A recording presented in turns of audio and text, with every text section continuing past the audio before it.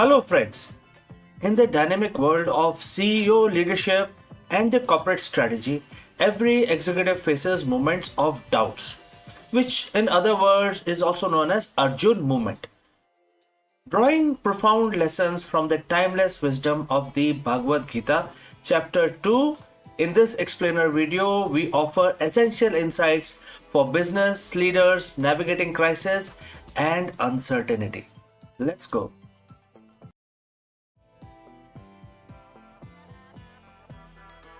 Well, good morning. Look around your organization. Do you see confidence? Do you see a momentum? Or do you see the quiet paralysis that often grips a leader when the stakes are the highest?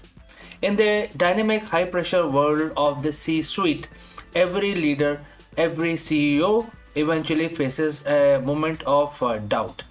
A crisis point where the path forward is obscured, the cost of action is immense, and the easier choice is often the inaction. We call this the Arjun movement. It is a movement named after the great warrior in the Mahabharata who, standing on the battlefield of Kurukshetra, dropped his bow. He was overwhelmed by the complexity, the personal cost, and the sheer magnitude of the decision before him. And in that moment, his charioteer, Lord Krishna, delivered a stinging, crystal clear sermon. The essence of the instructions from Bhagavad Gita, chapter 2, verse 3 is this. And the quote starts, "From where have these weaknesses come, O Arjun, that too at this hour of danger? It does not befit an Aryan like you who lived a life of value.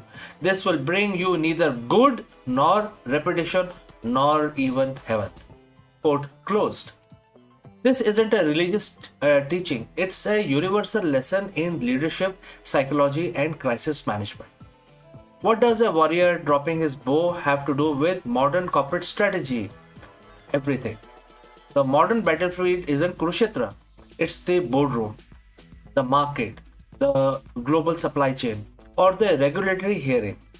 The Arjun movement in business is not about external challenges like the recession or a hostile takeover.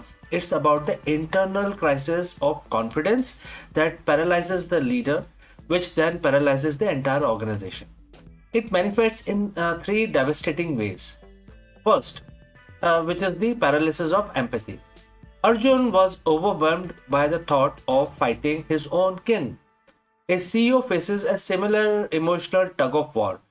Do I have to lay off 15% of my workforce to ensure the survival of the remaining 85%? Do I shut down an unprofitable but legacy division that employs hundreds of loyal people? The fear of doing harm stops them from taking the necessary action required for the greater good of the company's dharma. Number two is the obsession with the outcome. Well, Arjuna focused entirely on the outcome, loss, grief, and regret. Modern leaders often suffer from outcome attachment. They are so fearful of the public failure, a 5-point drop in stock price, or a media backlash that they hesitate. They wait for perfect information, which in a true crisis never arrives. Krishna's message is very clear. Your focus must be on the right action, which is within quotes karma, not the reward or the consequence. Number three is the loss of identity. The Krishna reminds Arjun, it does not befit an Arya like you. This is a powerful, stinging reminder of the identity and duty, which is, in other words, dharma. An Aryan in that context was someone who acted on principle. For a CEO, the question is, what is your professional dharma? Your duty is to protect the enterprise, to deliver value to shareholders, and to provide the stable leadership. When you hesitate, you are failing in your dharma. You are behaving beneath the standards of your title which you demand. The Gita gives us 3-point playbook for conquering this moment. First, Krishna's first instruction is brutally simple. Do not yield to this degrading impotency. In business terms, this means Stop acting like a victim of the circumstances. The market doesn't care about your feeling, it responds to your resolve. A unwavering confidence. Your team, your board, and your investors are watching. If they see hesitation, the weakness cascades through the organization like an electric current. Decide and own the decision. Number two, a CEO is not hired by loved ones. They are hired to take a charge, to take lead. The Gita instructs us to act according to your, your dharma, your specific duty. Your duty is strategic clarity. When you are facing that complex intersection, remove the emotional calculations and replace it with the strategic one. What is the most principled long term decision that ensures the health of the institution? This is how you prevent the paralysis of empathy from becoming the destruction of the enterprise. You prioritize, the dharma of collective over the emotional comfort of the individual. Number three is the worst state that weakness brings neither good reputation nor heaven, which is basically, in other words, success.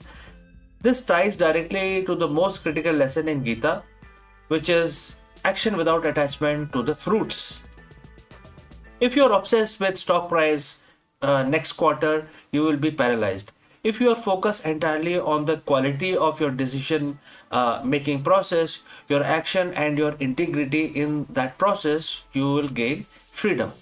A CEO cannot control the outcome of the M&A deals, global pandemic, or a competitor's breakthrough, but they can control the quality of the data they gather, the integrity of the analysis they perform, the speed and clarity of their communication. By focusing on the right action, the process, you develop a psychological distance that allow you to make clear, powerful choices, free from anxiety of any anticipated result. You do your duty and you let the universe handle the rest. The ultimate challenge of Arjun movement is not about survival. It's about a reputation you forge. The leaders who hesitate lose trust. The leaders who act with clarity, integrity, and decisive resolve, even when the decision is difficult, earn enduring respect. This is a good reputation that Krishna speaks of. So, when the moment arrives and the weight of the world seems to press down, do not drop your bow. Do not indulge in weakness that does not befit your title. Instead, ask yourself three questions, the three filters of Gita. Am I acting out of weakness or out of duty? Am I focused on the outcome or the integrity of my action?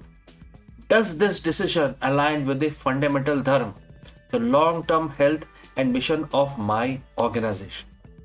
Conquer your self-doubt. Act with unwavering purpose. This is the timeless leadership mandate from the Gita. Embrace your duty, reject your weakness, and lead your enterprise to the victory that only truly resolve and you can then deliver. Friends, thank you. And if you have any questions, please leave them in the comments below and I will catch you again in the next one.